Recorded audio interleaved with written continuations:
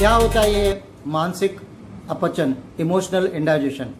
तो चलिए इसकी तुलना करते हैं शारीरिक अपचन से, जो हमें कई बार हो जाता है जब हम कम ज़्यादा खाते हैं। जैसे हमारे शरीर में अगर हमने गलती से कोई विषैला पदार्थ, कोई गलत पदार्थ खा लिया है, तो शरीर अपनी पाचन प्रक्रिया से उसे छानकर मल मूत्र के जरिए बाहर फेंक देता है।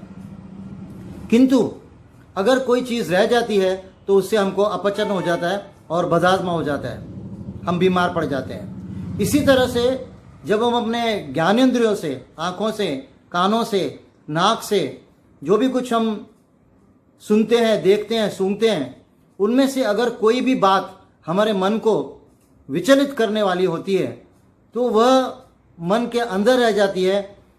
कदाचित हमारे शरीर में ऐसा कोई ऑटोमेटिक या अपने आप उसको निकास देने की, उसको बाहर निकालने की व्यवस्था नहीं है, उसे हमें अपने मन से स्वयं निकालना पड़ता है। और जब तक वो निकले तब तक हमारी स्थिति जो होती है उसे हम मानसिक अपचन कहते हैं। यानी जो कुछ हमने ऐसा देखा है, जो कुछ हमने ऐसा सुना है जिससे हमको बेचैनी हुई है, जिससे हमारा मन विचलित हुआ है, वो सब चीज़ें हमारे मन में अपचन पैदा करती हैं और उसी को हम कहते हैं मानसिक अपचन। ये मानसिक अपचन के लक्षण क्या क्या क्या होता है इसमें? तो फिर से हम तुलना करते हैं शारीरिक अपचन से। शारीरिक अपचन में क्या होता है? पेट में मरोड़, पेट का दुखना, बेचैनी, कब्ज, जहां बार बार टॉयलेट जाना इत्यादि। तो मानसिक अपचन में भी ऐसा ही कुछ होता है। जैसे हम बिल्कुल चुप हो जाते, बिल्कुल शांत, किसी से बात करने का मन नहीं करता, या उसके उल्टा कि हम हर किसी से एक ही बात बार बार कहते जाते, हमें यह भी पता नहीं चलता कि किसी को यह बात बतानी चाहिए और किसको नहीं बतानी चाहिए। यह विवेक हम खो देते हैं और उसमें भी ऐसा लगता है कि हम किसी से कुछ बात ना करें, चुप बैठे रहें। और अगर ये बढ़ जाता है तो इससे डिप्रेशन भी हो सकता है, इससे एहसास कमतरी भी आ सकती है।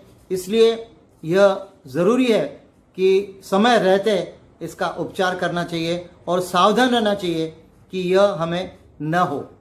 थोड़ा विचार करें कि ऐसा क्यों है कि जब कभी हम व्यथित होते हैं, चिंतित होते हैं, उदास होते हैं, खुश होते हैं, उत्साह में होते हैं, जो भी भावनाएं हमारी होती हैं, उसी प्रकार से कुछ पेट में हम उसका असर, उसका प्रभाव हम अनुभव करते हैं। ऐसा क्यों है? क्योंकि शोध पत्रों से ये साबित किया गया है कि पाचन क्रिया की जो व्यवस्था है, पेट और जो हमारा मस्तिष्क है, जो हमारी भावनाएं हैं, इनका अटूट संबंध है। कभी कभी आपने देखा होगा कि कुछ लोग जब थोड़ा सा चिंतित होते हैं या कुछ बुरी बात सुनते हैं या उनको कुछ अपसेट हो जाते हैं तो उनको पेट में गड़बड़ी हो जाती है। तो ये जो भावुक लोग हैं इनको ये ज़्यादा, लेकिन हर किसी की जो पेट की व्यवस्था है, जो पाचन व्यवस्था है, वह और मस्तिष्क जुड़े हुए हैं। तो जब भी हम चिंतित होते हैं, जब भी हम उदास होते हैं, तो उसका असर पेट पे ज़रूर पड़ता है। यह आवश्यक है, यह एक सिद्ध किया गया हुआ, शोध पत्रों में सिद्ध की गई बात है। आपने ये भी देखा होगा कि जब हम सिर्फ खाने के बारे में सोचते हैं तो जो गैस्ट्रिक जूसेस हैं, जो पाचन क्रिया की जो लिक्विड्स हैं, रसायन हैं, वो पेट में आना शुरू हो जाती हैं। तो इसी तरह से जब पेट में कुछ तकलीफ होती है तो वो सीधा मस्तिष्क तक पहुंचती है। इसलिए दोनों का संबंध दोनों तरफ से बड़ा ही मजबूत है। आपने देखा होगा कुछ लोग कहते हैं कि जब स्टेज पे जाते हैं तो we are feeling butterflies in the stomach, उनको पेट में कुछ अनमना सा लगता है। तो ये कोई गलत बात नहीं है, क्योंकि जब भी हम किसी भी ऐसे स्ट्रेसफुल सिचुएशन में होते हैं, तनाव भरे स्थिति में होते हैं, तो उसका सीधा असर हमारे पेट पे पड़ता है। ये सभी को होता है, लेकिन जो भावुक लोग हैं, जो संवेदनशील व्यक्ति हैं, उनको ये प्रभाव ज़्यादा होता है। तो अब सवाल यह उठता है कि सावधानी क्या बरतें कि जैसे कोशिश करके मानसिक अपचन न हो। तो बस वही सावधानी जो आप अपने शारीरिक अपचन न हो जिसके लिए करते हैं। हम क्या करते हैं? शारीरिक अपचन ना हो उसके लिए। हम खाना समय पे खाते हैं, हम खाना वही खाते हैं जो हमारे लिए उचित हो। जल भी हम नियमित रूप से पीते हैं और दोनों की खबरदारी करते हैं कि उनमें कोई गलत चीज़ ना हो, कोई रखा हुआ खाना ना हो, कोई बदबू ना हो इत्यादि। तो जिस तरह से हम इन बातों का ख्याल रखते हैं, उसी तरह से आँखों के लिए हम क्या दृश्य देखते हैं उस पे हम नियंत्रण रखें, क्या हम सुनते हैं उसके लिए नियंत्रण रखें, गलत बात ना सुने, गलत बात ना देखें।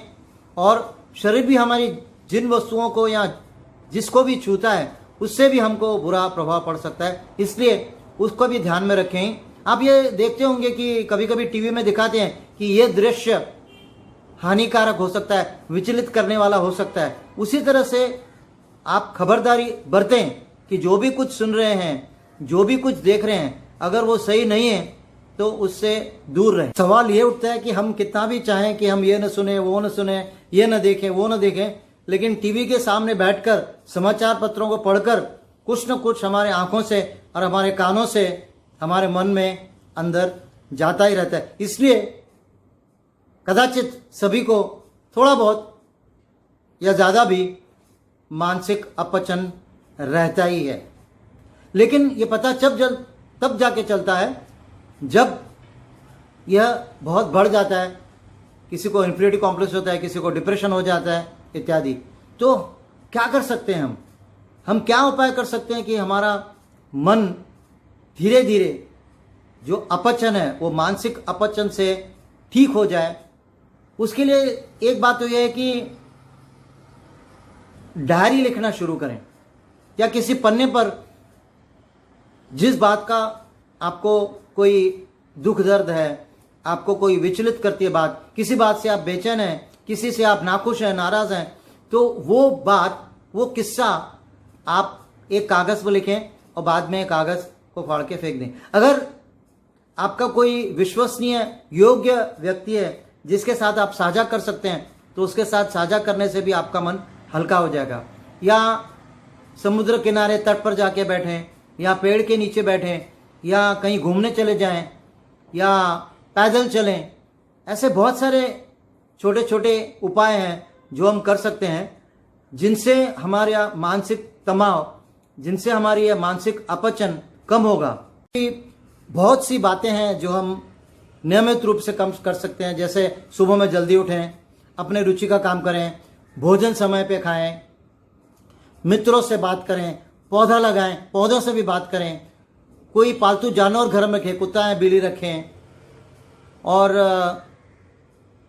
ऐसा भी कर सकते हैं कि एक बड़ी अच्छी बात बताऊं कि हाँ, योगाभ्यास करें, प्राणायाम करें, खुलकर हंसें, ये तो कर ही सकते हैं। लेकिन एक सबसे जो मुझे ध्यान में बात आती है, जैसे आपने बाहुबली फिल्म देखी होगी तो उसमें जब वो लड़ाई वाला सीन होता है जिसमें एक वो जंगली राजा बात करता है तो वो क्या बात करता है पता नहीं चलता है। तो उसी तरह से अपने किसी मित्र के साथ बैठकर ऐसे ही बात करें जिसका कुछ मतलब ना हो, लेकिन सिर्फ आप शब्द बोलते रहे।